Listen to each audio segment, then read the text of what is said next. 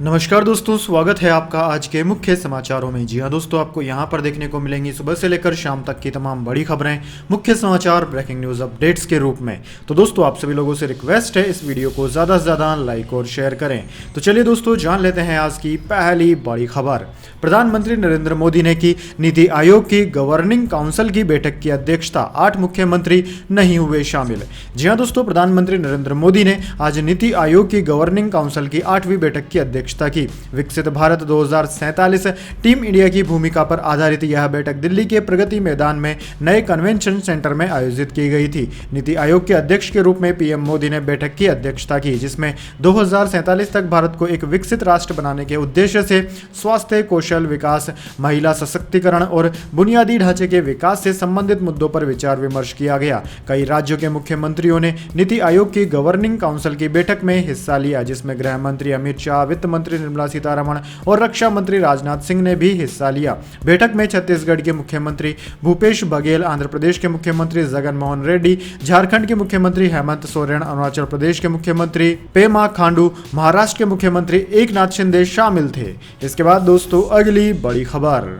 6 महीने इंतजार कीजिए, फिर दिल्ली बदलेगी, ममता ने केंद्र सरकार पर साधा निशाना। जी हां दोस्तों, मणिपुर में हिंसा के मामले में एक बार फिर पश्चिम बंगाल की मुख्यमंत्री ममता बनर्जी ने केंद्र सरकार पर हमला बोला है। ममता बनर्जी ने कहा है कि मैं भी मणिपुर जाना चाहती हूं, लेकिन वे इजाजत नहीं देंगे। उन्होंने मेरे सांसदों को असम नहीं जाने दिया। दिल्ली यानी कि केंद्र सरकार मुझे डराने की कोशिश करती है। 6 महीने इंतजार कीजिए, फिर दिल्ली बदलेगी। जब दिल्ली बदलेगी तो हम लोगों को उनका हक देंगे। उन्होंने कहा कि बीजेपी या तो इतिहास बदलेगी या धर्म या नोट, किसी दिन उन्हें खुद को बदलना होगा। पहले उन्होंने हिंदू और मुस्लिम के बीच दंगा कराया, अब वे हमें एनसीईआरटी टास्क फोर्स करने के लिए कह रहे हैं। हमने नहीं किया। मैं टास्क फोर्स क्यों करूंगी? ताकि आप उन्हें घरों में यह पता लगाने के लिए भेज दें कि कौन हिंदू है या मुसलमान। ममता ने 2000 के नोट को लेकर कहा कि बैंक इन नोटों को नहीं ले रहे हैं, दुकान वाले इन्हें नहीं ले रहे हैं। कौन जानता है कि कल क्या होगा। अच्छे काम करने वाले लोगों के दिलों में रहते हैं, जो बुरे होते हैं वो शैतान होते हैं। उन्होंने कहा कि टीवी चैनलों पर बैठकर हमें गालियां देने वाले बहुत हैं। आप हमारी आलोचना कर सकते हैं, हम टीएमसी हैं, बीजेपी नहीं। हम बदला नहीं लेते, हमने बदलाव का आह्वान किया है। इसके बाद दोस्तों, अगली बड़ी खबर। अमेरिका के डिफॉल्ट होने की तारीख 5 जून तक बढ़ी। 6 साल में सबसे निचले स्तर पर पहुंचा सरकारी खजाना, बाइडेन बोले जल्द होगी डील। जी हां दोस्तों, अमेरिका में कर्ज की सीमा बढ़ाने पर सरकार और विपक्षी पार्टियों के बीच कोई डील फाइनल नहीं हो पा रही है। इसी बीच ट्रेजरी सेक्रेटरी जेनेट एलन ने कहा है कि अमेरिका 5 जून तक दिवालिया हो सकता है, यानी कि सरकार के पास केवल 5 जून तक देश को चलाने का पैसा बचा है। पहले यह तारीख 1 जून बताई गई थी। वहीं दोस्तों, अमेरिका का सरकारी खजाना पिछले 6 सालों में सबसे निचले स्तर पर पहुंच चुका है। गुरुवार को अमेरिकी ट्रेजरी का कैश बैलेंस 3 लाख करोड़ रुपए हो गया, जो मंगलवार को 4 लाख करोड़ रुपए था। दोस्तों, आपकी जानकारी के लिए बता दें, अमेरिका को डिफॉल्ट होने से बचाने का एकमात्र उपाय विपक्ष को साथ लेकर सरकार के कर्ज लेने की सीमा को बढ़ाना है। अमेरिकी राष्ट्रपति जो बाइडेन ने शुक्रवार शाम को कहा कि मुझे पूरी उम्मीद है कि हालात बेहतर होंगे, आज रात तक डील फाइनल हो जाएगी। इसके बाद दोस्तों, अगली बड़ी खबर। नए संसद भवन की क्या जरूरत, वहां जाना बेकार, उद्घाटन से पहले बोले नीतीश कुमार। जी हां दोस्तों, देश के नए संसद भवन के उद्घाटन से पहले सियासत बेहद गर्म है। कांग्रेस सहित कई विपक्षी पार्टियों ने उद्घाटन का बहिष्कार किया है। इसी बीच बिहार के मुख्यमंत्री नीतीश कुमार ने भी नए संसद भवन के निर्माण पर सवाल खड़ा करते हुए कहा कि दूसरा संसद भवन बनाने की क्या जरूरत थी। कल जो दिल्ली में कार्यक्रम हो रहा है वो बेकार कार्यक्रम है, उसका कोई मतलब नहीं है। यह लोग इतिहास बदलने की कोशिश कर रहे हैं, पूरा इतिहास बदल देंगे। हम तो पहले ही से ही कह रहे हैं कि पूरे इतिहास को बदलने में लगे हुए हैं। वहीं नीतीश कुमार ने उद्घाटन के लिए राष्ट्रपति को नहीं बुलाने को लेकर निशाना साधते हुए कहा कि देखिए देश में क्या हो रहा है। इसके बाद दोस्तों, अगली बड़ी खबर। कर्नाटक कांग्रेस ने बीजेपी से आए नेताओं को नहीं बनाया मंत्री, कास्ट कम्युनिटी मुस्लिम क्रिश्चियन को भी साधा, टारगेट लोकसभा की 20 सीटें। जी हां दोस्तों, कर्नाटक में सीएम सिद्धारमैया की टीम तैयार है। 27 मई शनिवार को 24 विधायकों ने मंत्री पद की शपथ ली। अब कैबिनेट में CM Siddaramaiah, deputy CM DK Shiva Kumar समेत कुल 34 मंत्री हैं। चुनाव के पहले बीजेपी से कांग्रेस में आए सीनियर लीडर जगदीप शेठार और लक्ष्मण साउदी को मंत्री नहीं बनाया गया है। मंत्रियों के नाम दिल्ली में 3 दिन चली बैठक में तय हुए। इनमें कांग्रेस अध्यक्ष मल्लिकार्जुन खड़गे और राहुल गांधी भी शामिल हुए थे। हर नाम, जाति, कम्युनिटी और क्षेत्र के हिसाब से चुना गया है। इसकी वजह अगले साल होने वाले लोकसभा चुनाव है। कर्नाटक में लोकसभा की 28 सीटें हैं। कांग्रेस ने इनमें से कम 20 सीटें जीतने का टारगेट रखा है। दोस्तों 2019 के लोकसभा चुनाव में कांग्रेस को कर्नाटक में सिर्फ एक सीट मिली थी। तब बेंगलुरु रूरल सीट से डीके शिव कुमार के भाई डीके सुरेश कुमार जीते थे। इसके बाद दोस्तों अगली बड़ी खबर, दिल्ली, यूपी समेत इन राज्यों में अगले 5 दिन आंधी और बारिश। इंडियन मेट्रोलॉजी डिपार्टमेंट ने जारी किया रेड अलर्ट। जी हां दोस्तों, राष्ट्रीय राजधानी दिल्ली और आसपास के इलाकों में शनिवार सुबह तेज हवाओं के साथ भारी बारिश हुई। इस कारण यहां मौसम काफी सुहावना हो गया। इसी बीच भारतीय मौसम विज्ञान विभाग यानी कि IMD ने बताया है कि दिल्ली में अगले 3-4 दिनों तक ऐसा ही मौसम रहने की संभावना है और इस दौरान आंधी चल सकती है। मौसम विभाग ने शनिवार को बताया कि अरब सागर से आई नमी के कारण उत्तर पश्चिम भारत में शनिवार और रविवार ऐसा ही मौसम रहेगा और उत्तर पश्चिम भारत में 5 दिनों तक तेज आंधी के साथ बारिश की संभावना है। दोस्तों इंडियन मेट्रोलॉजी डिपार्टमेंट ने इसके मद्देनजर हरियाणा, उत्तर पूर्वी राजस्थान, उत्तर प्रदेश के लिए ऑरेंज अलर्ट जारी किया है। समाचार एजेंसी ANI के मुताबिक मौसम विभाग की वैज्ञानिक डॉक्टर शोभा सेन राय ने बताया कि अरब सागर से आई नमी के कारण उत्तर पश्चिम भारत में आज और कल ऐसा ही मौसम रहेगा।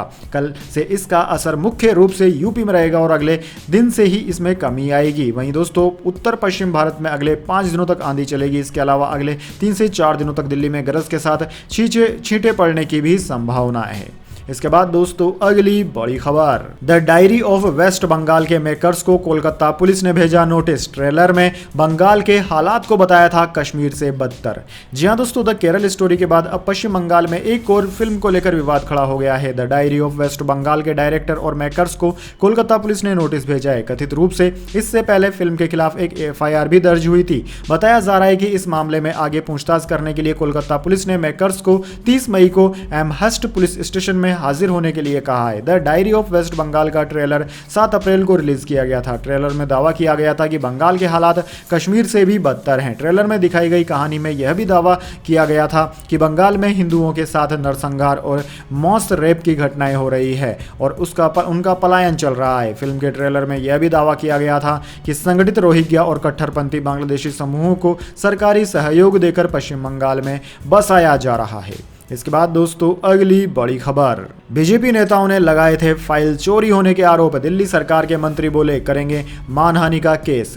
जी हां दोस्तों, दिल्ली में ट्रांसफर पोस्टिंग को लेकर मचे सियासी बवाल के बीच केंद्र शासित प्रदेश की सत्ताधारी आम आदमी पार्टी और विपक्षी भारतीय जनता पार्टी के बीच अब एक नई जंग छिड़ती नजर आ रही है। बीजेपी दिल्ली के कुछ नेताओं ने ट्रांसफर पोस्टिंग को लेकर रार के बीच दावा किया था कि विजिलेंस विभाग की फाइलें चोरी हो गई है। इसे लेकर अब आम आदमी पार्टी ने बीजेपी के खिलाफ मोर्चा खोल दिया है। आम आदमी पार्टी के नेता और दिल्ली सरकार के सर्विसेज विभाग के मंत्री सौरभ भारद्वाज ने बीजेपी नेताओं के आरोप खारिज करते हुए इस तरह का दावा करने वाले नेताओं और अधिकारियों के खिलाफ मानहानि का मुकदमा करने का ऐलान किया है। सौरभ भारद्वाज ने यह भी कहा है कि मुख्य सचिव और दिल्ली सरकार के सभी अधिकारियों के खिलाफ झूठी खबरें फैलाने, एक राजनीतिक दल को दिल्ली सचिवालय के CCTV कैमरों तक पहुंच देने की भी जांच कराई जाएगी। उन्होंने बयान जारी कर कहा कि मीडिया रिपोर्ट्स के जरिए संज्ञान में आया है कि दिल्ली बीजेपी के कुछ नेताओं ने आज दिल्ली सरकार के मंत्रियों पर सतर्कता विभाग के कब्जे से 16 मई 2023 की सुबह संवेदनशील फाइलों के लेने के गंभीर आरोप लगाए हैं।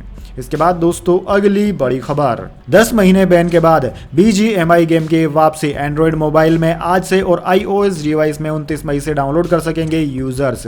जी हां दोस्तों, battle ground mobile India BGMI शनिवार यानी कि 27 मई को एंड्रॉइड डिवाइस में डाउनलोड करने के लिए अवेलेबल हो गया। वहीं iOS यूजर्स के लिए 29 मई को यह ऐप अवेलेबल होगा। हालांकि दोस्तों अभी एंड्रॉइड यूजर्स के लिए यह ऐप प्री लोड करने के लिए अवेलेबल हुआ है। ऐप को इंस्टॉल करने के बाद भी अभी गेम को खेल नहीं पाएंगे। गेम खेलने के लिए 29 मई से ही अवेलेबल होगा। दोस्तों आपकी जानकारी के लिए बता दें, BGMI को पिछले साल 28 जुलाई 2022 को सुरक्षा से खिलवाड़ करने के कारण बैन कर दिया गया था, जिसके बाद से एप्पल के ऐप स्टोर और गूगल प्ले स्टोर से BGMI ऐप हटा दिया गया था। बैन लगने से पहले देश में BGMI गेम के यूजर्स की संख्या एक साल के अंदर 100 मिलियन के आंकड़े को पार कर गई थी।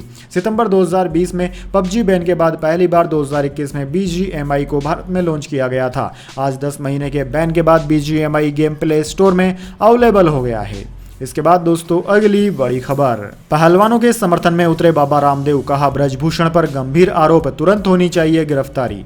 जी हां दोस्तों, योग गुरु बाबा रामदेव ने भारत के शीर्ष पहलवानों को अपना समर्थन दिया है, जो कुश्ती महासंघ के प्रमुख और भाजपा सांसद ब्रजभूषण शरण सिंह की गिरफ्तारी की मांग को लेकर कई हफ्तों से जंतर मंतर पर धरना प्रदर्शन कर रहे हैं। रामदेव ने कहा है कि यौन उत्पीड़न के आरोपों का सामना कर रहे ब्रजभूषण शरण सिंह को सलाखों के पीछे डाल देना चाहिए। बाबा रामदेव शुक्रवार को राजस्थान के भीलवाड़ा में आयोजित 3 दिवसीय योग शिविर में शामिल होने पहुंचे थे। यहीं पर उन्होंने मीडिया कर्मियों से बातचीत में भारतीय कुश्ती महासंघ के अध्यक्ष ब्रजभूषण के बारे में उपरोक्त टिप्पणियां की। दोस्तों, रामदेव ने कहा कि यह बहुत ही शर्मनाक बात है कि देश के पहलवान जंतर मंतर पर बैठे हैं और कुश्ती महासंघ के अध्यक्ष पर यौन दुराचार का आरोप लगा रहे हैं। ऐसे व्यक्ति को तुरंत गिरफ्तार कर सलाखों के पीछे भेजा जाना चाहिए। वह आए दिन मां, बहन और बेटियों के बारे में फालतू की बातें करता है। यह अत्यंत निंदनीय, दुष्ट कार्य और पाप है। दिल्ली पुलिस द्वारा ब्रजभूषण सिंह के खिलाफ प्राथमिकी दर्ज किए जाने के बाद भी उनकी गिरफ्तारी नहीं किए जाने के बारे में पूछे जाने पर रामदेव ने कहा कि मैं केवल एक बयान दे सकता हूं, मैं उसे जेल में बंद नहीं कर सकता। इसके बाद दोस्तों जाने अगली बड़ी खबर, लेकिन उससे पहले मेरी आपसे एक छोटी सी रिक्वेस्ट है, अगर दोस्तों आपको अभी तक हमारी न्यूज़ पसंद आई है तो इसे एक छोटा सा लाइक जरूर दे दीजिए, और अगर आपको पसंद नहीं आई है तो बेशक आप डिसलाइक भी कर सकते हैं, लेकिन दोस्तों लाइक और डिसलाइक जरूर कीजिए, क्योंकि दोस्तों यही हमारी मेहनत का फल होता है और इसी से हमें पता चलता है कि आपको हमारी वीडियोज़ पसंद आ रही है या नहीं। तो चलिए दोस्तों जान लेते हैं आज की अगली बड़ी खबर। इस हफ्ते सोने चांदी में आई बड़ी गिरावट, 60,000 पर आया सोना, चांदी 1,500 रुपए से ज्यादा फिसली। जी हाँ दोस्तों, इस हफ्ते सोने चांदी के दामों में गिरावट देखने को मिली है। Indian Boolean and jewellers association IBGA की वेबसाइट के अनुसार सराफा बाजार में इस हफ्ते की शुरुआत यानी कि 22 मई को सोना 60,760 रुपए पर था, जो अब 27 मई को 60,142 रुपए प्रति 10 ग्राम पर आ गया, यानी कि इस हफ्ते इसकी कीमत 618 रुपए घटी है। वहीं दोस्तों IBGA की वेबसाइट के अनुसार इस हफ्ते चांदी में 1,500 रुपए से ज्यादा की गिरावट देखने को मिली है। इस हफ्ते की शुरुआत में यह 72,095 रुपए पर थी, जो अब 70,500 रुपए प्रति किलोग्राम पर आ गई है, यानी कि इस हफ्ते इसकी कीमत 1,595 रुपए कम हुई है। इसके बाद दोस्तों अगली बड़ी खबर, गिल प्लेऑफ में सबसे ज्यादा रन बनाने वाले बल्लेबाज बने, वीरेंद्र सहवाग को पीछे छोड़ा। IPL के फाइनल में विराट के 2 रिकॉर्ड पर है नजर। जी हां दोस्तों, शुभमन गिल दिसंबर 2022 से IPL प्लेऑफ तक क्रिकेट फैंस के दिल में यह नाम बहुत तेजी से गूंजा है। शुक्रवार को दोस्तों गिल ने 5 बार की IPL चैंपियन मुंबई इंडियंस के खिलाफ क्वालिफायर 2 में 129 रन की पारी खेलकर एक बार फिर फैंस को उनका नाम याद दिला दिया। गिल ने चौथे मैच में अपना तीसरा शतक लगाया है और वह IPL में ऐसा करने वाले पहले खिलाड़ी बने हैं। मुंबई के खिलाफ शतकीय पारी के साथ ही शुभमन ऑरेंज कैप पर भी कब्जा जमा लिए हैं। इस सीजन उनके 16 मैचों में 851 रन हो गए हैं। वह विराट कोहली के ऑल टाइम रिकॉर्ड को तोड़ने के भी करीब हैं। विराट के नाम एक IPL सीजन में सबसे ज्यादा 973 रन बनाने का रिकॉर्ड है। दोस्तों आपकी जानकारी के लिए बता दें, गिल की टीम गुजरात टाइटंस 23 मई को CSK के खिलाफ क्वालिफायर 1 में हारने के बाद क्वालिफायर 2 में आई थी। मुंबई ने टॉस जीतकर बॉलिंग चुनी और शुभमन ने उनके फैसले को गलत साबित कर दिया। उन्होंने महज 39 गेंदों पर शतक लगाया और 17वें ओवर में 129 रन की पारी खेलकर आउट हो गए। उनकी पारी के दम पर गुजरात ने 233 रन का विशाल स्कोर खड़ा किया, जो मुंबई के लिए बहुत बड़ा साबित हुआ। अब दोस्तों आज गुजरात टाइटंस और चेन्नई सुपर किंग्स के बीच में IPL 2023 का फाइनल मुकाबला खेला जाएगा। इसके बाद दोस्तों अगली बड़ी खबर, मनोज वाजपेयी की मूवी ने तोड़े सारे रिकॉर्ड, इस मामले में बनी number 1 film. Court room drama की सफलता से एक्टर हैरान। जी हाँ दोस्तों, मनोज वाजपेयी स्टारर सिर्फ एक बंदा काफी है 23 मई को रिलीज हुई OTT प्लेटफॉर्म ZEE5 पर रिलीज हुई फिल्म को आम आदमी से लेकर ऑडियंस तक ने सभी ने खूब सराहा। फिल्म देखने वाले मनोज जी की अब तक की सबसे दमदार अदाकारी बता रहे हैं। इतना ही नहीं, कुछ लोग इसे इस साल की बेहतरीन फिल्म भी बता रहे हैं। इसकी व्यूअरशिप ने भी रिकॉर्ड तोड़ दिया है। यह पिछले 1 साल में सभी भाषाओं में सबसे ज्यादा देखी जाने वाली ZEE5 ओरिजिनल फिल्म बन गई है। दोस्तों सिर्फ एक बंदा काफी है की सफलता और क्रिटिक से मिल रही सराहना से मनोज वाजपेयी बेहद खुश हैं। उन्होंने खुशी जताते हुए कहा कि यह आश्चर्यजनक है कि 2 साल की कड़ी मेहनत, अथक रिहर्सल, शूटिंग और पोस्ट प्रोडक्शन के बाद क्रूज, सुपर्ण S वर्मा, विनोद भानुशाली, निर्देशक अपूर्व सिंह कार्की और सूर्य मोहन कुलश्रेष्ठ और आदित्य राजा सिन्हा जैसे अभिनेताओं सहित इतने सारे लोगों के योगदान का जश्न आज मनाया जा रहा है। इसके बाद दोस्तों अगली बड़ी खबर, अमेरिका में दिवाली पर हो सकती है सरकारी छुट्टी, संसद में बिल पेश। व्हाइट हाउस में 14 साल पहले ओबामा ने दिवाली मनाने की शुरुआत की थी। जी हां दोस्तों, अमेरिका के 44 लाख भारतवासियों को दिवाली पर छुट्टी मिल सकती है। निचले सदन कांग्रेस की सांसद ग्रेस मैंग दिवाली को सरकारी छुट्टी घोषित करने की मांग कर रही हैं। इसके लिए संसद के निचले सदन में एक बिल भी पेश किया गया है। उन्होंने शुक्रवार को प्रेस कॉन्फ्रेंस में कहा कि दिवाली दुनिया भर के करोड़ों लोगों के साथ साथ क्वींस, न्यूयॉर्क और अमेरिका में लाखों परिवारों के लिए साल के सबसे महत्वपूर्ण दिनों में से एक है, इसलिए इस दिन अवकाश घोषित किया जाना चाहिए। व्हाइट हाउस में 14 साल पहले 2009 में तत्कालीन राष्ट्रपति बराक ओबामा ने दिवाली मनाने की शुरुआत की थी। तब से हर साल व्हाइट हाउस में दीपों का पर्व मनाया जाता है। दोस्तों, मैंग ने कहा कि अमेरिका में कई समुदाय और संस्कृति के लोग रहते हैं, यही लोग हमारे देश की ताकत हैं। दिवाली पर छुट्टी घोषित करना इस बात का सबूत होगा कि अमेरिका में सभी समुदायों के लोगों को एक बराबर माना जाता है। साथ ही इससे अमेरिकियों को इस त्योहार के बारे में जानने का मौका भी मिलेगा। मुझे उम्मीद है कि जल्द ही यह बिल पारित होगा। इसके बाद दोस्तों, अगली बड़ी खबर, भारत को मिल सकता है नाटो प्लस का दर्जा। अमेरिकी कांग्रेस कमेटी की सिफारिश चीन की घेराबंदी के लिए बताया जरूरी। जी हां दोस्तों, ताइवान में चीन की दबंगाई पर लगाम कसने और उसकी घेराबंदी के लिए अमेरिका अब भारत को मजबूत साझेदार के रूप में देख रहा है। अमेरिकी कांग्रेस की सेलेक्ट कमेटी ने भारत को नाटो प्लस का दर्जा देने की सिफारिश की है। नाटो प्लस में अभी 5 देश हैं। कमेटी की सिफारिश मंजूर हुई तो भारत इसका 6ठा सदस्य बन जाएगा। कमेटी का मानना है कि चीन ताइवान पर हमला करता है तो सामरिक तौर पर कड़ा जवाब देने के साथ साथ क्वाड को भी इसकी भूमिका बढ़ानी होगी। क्वाड 4 देशों का सहयोग संगठन है जिसमें भारत, अमेरिका, ऑस्ट्रेलिया और जापान है। चीन से मुकाबले के लिए अमेरिका को G7 के देशों के साथ भी सहयोग को और मजबूत करना होगा। जनवरी में गठित कमेटी ने ताइवान पर अपनी पहली रिपोर्ट और सिफारिशें जारी की है। कमेटी की सिफारिशों की टाइमिंग अहम है क्योंकि प्रधानमंत्री नरेंद्र मोदी की 21 जून से अमेरिका की यात्रा प्रस्तावित है। दोस्तों, आपकी जानकारी के लिए बता दें, नाटो प्लस देशों को अमेरिकी डिफेंस इंडस्ट्री और टेक्नोलॉजी की बेहतर उपलब्धता मिलती है। नाटो प्लस में आने से भारत को भी चुनिंदा देशों जैसे बेहतर अमेरिकी डिफेंस टेक्नोलॉजी मिल सकेगी। फिलहाल अमेरिका भारत में कोई डिफेंस समझौता या डील नहीं है, लेकिन अमेरिका ने भारत को अहम डिफेंस पार्टनर MDP का दर्जा दिया हुआ है। इससे भारत को संवेदनशील तकनीक का निर्यात हो रहा है। इसके बाद दोस्तों, अगली बड़ी खबर, देश में प्रधानमंत्री के हत्यारों को भी मिली माफी। महबूबा मुफ्ती ने की यासीन की सजा पर रिव्यू की मांग। जी हां दोस्तों, PDP प्रमुख महबूबा मुफ्ती ने एक बार फिर जम्मू कश्मीर के अलगाववादी नेता यासीन मलिक का समर्थन किया है। शनिवार को उन्होंने कहा कि यासीन मलिक की सजा पर भी पुनर्विचार होना चाहिए। इसके लिए महबूबा मुफ्ती ने पूर्व PM राजीव गांधी के हत्यारों की सजा की माफी की ओर इशारा किया। अपने एक ट्वीट में उन्होंने कहा कि यासीन मलिक जैसे राजनीतिक कैदी के मामले की समीक्षा और पुनर्विचार किया जाना चाहिए। उनकी तरफ से जोर देकर कहा गया है कि इस देश में जब प्रधानमंत्री के हत्यारों को हत्या करने वालों को माफ किया जा सकता है तो ऐसे में यासीन मलिक की सजा का रिव्यू होना चाहिए। PDP प्रमुख महबूबा मुफ्ती ने शनिवार को अपने एक ट्वीट में कहा कि भारत जैसे लोकतंत्र में जहां प्रधानमंत्री के हत्यारों को भी माफ कर दिया जाता है तो यासीन मलिक को तो माफ कर दिया जाना चाहिए। समीक्षा और पुनर्विचार किया जाना चाहिए क्योंकि वो एक राजनीतिक कैदी है। उनकी फांसी का समर्थन करने वाले नए राजनीतिक इखवान हमारे समूह अधिकारों के लिए गंभीर खतरा है।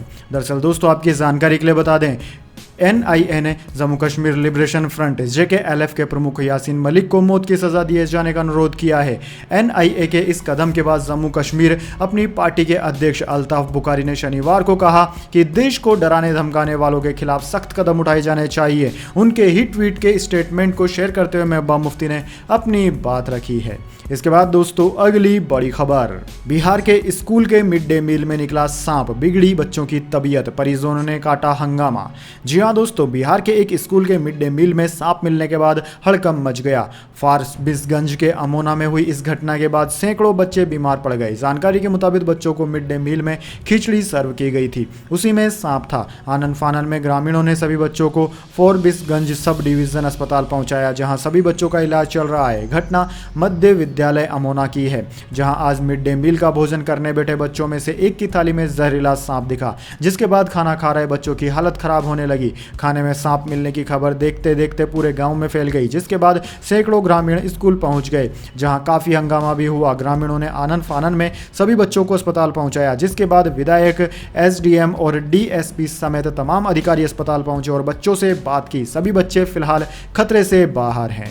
इसके बाद दोस्तों, अगली बड़ी खबर, आबकारी नीति केस, मनीष सिसोदिया ने खुद कबूली सबूत वाले 2 मोबाइल नष्ट करने की बात, सीबीआई ने कहा। जी हां दोस्तों, दिल्ली के आबकारी नीति मामले की जांच कर रही सीबीआई ने यहां राउज एवेन्यू कोर्ट को चार्जशीट सौंप दी है। सीबीआई की इस चार्जशीट में कहा गया है कि पूर्व उप मुख्यमंत्री मनीष सिसोदिया ने स्वीकार किया है कि उन्होंने 2 मोबाइल फोन नष्ट कर दिए हैं जिनमें अपराध के सबूत थे। सीबीआई चार्जशीट के अनुसार जांच में पता चला है कि 1 जनवरी 2020 से 19 अगस्त 2022 तक सिसोदिया ने 3 मोबाइल फोन का इस्तेमाल किया। इनमें से 2 फोन 22 जुलाई 2022 से पहले इस्तेमाल किए गए थे और मनीष सिसोदिया ने इन दोनों हैंडसेट को नष्ट करने की बात कबूल की है। सीबीआई ने अपनी चार्जशीट में कहा है कि ये हैंडसेट जानबूझकर नष्ट किए गए थे और इनमें नीति से जुड़े सबूत थे। इनमें यह भी कहा गया है कि यह सिसोदिया के खिलाफ अभियोग चलाने लायक एक और परिस्थिति है। तो दोस्तों, यह थी आज की तमाम बड़ी खबरें। इसके बाद दोस्तों बारी आती है आज के माइंड क्यूज क्वेश्चन की। जी हां दोस्तों, एक आसान सा सवाल का जवाब देकर आप जीत सकते हैं एक अमेजिंग सरप्राइज गिफ्ट हमारे यूट्यूब चैनल की ओर से। तो दोस्तों, आज का सवाल आपकी स्क्रीन पर आ चुका है। भारत का सर्वोच्च नागरिक सम्मान पुरस्कार कौन सा है? जी हां दोस्तों, अगर आप जानते हैं भारत का सबसे बड़ा पुरस्कार नागरिक सम्मान पुरस्कार, तो जल्द इसके बॉक्स में उस पुरस्कार का नाम लिख दीजिए। अगर दोस्तों आपका जवाब होता है एकदम सही और आप चुन जाते हैं लकी विजेता के रूप में, तो आपको मिल सकता है एक अमेजिंग सरप्राइज गिफ्ट हमारे यूट्यूब चैनल की ओर से। तो दोस्तों जल्दी से अपना उत्तर कमेंट बॉक्स में लिख दीजिए, वीडियो को लाइक कर लीजिए और चैनल को सब्सक्राइब करके बेल आइकन भी दबा लीजिए। धन्यवाद। वंदे मातरम। जय हिंद, जय भारत।